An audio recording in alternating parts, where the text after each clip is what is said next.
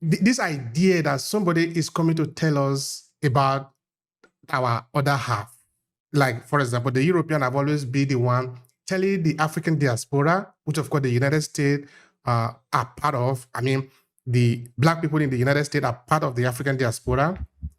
Now, the person that was telling them about Africa was the European. But guess what? It's also the European that is telling African about the African diaspora. That was a big privilege we give to them to do. And we cannot complain that we only have the negative image of ourselves, that Africans in Africa do not have a good understanding of the life of the Africans in the diaspora. And the African in the diaspora also have a negative or a distorted image of the Africans in Africa.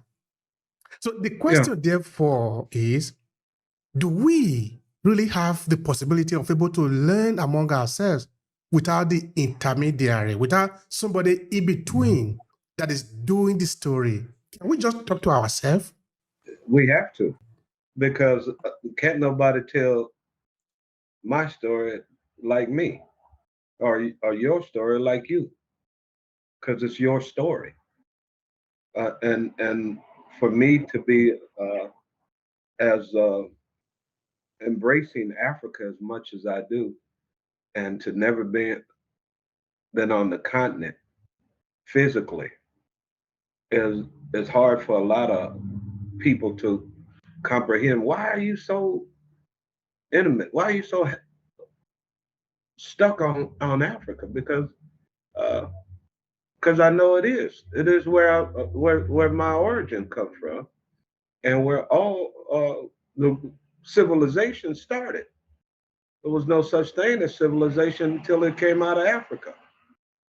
And today, it's a lot of European nations around the world that call themselves having civilizations, but I don't see them being civil at all.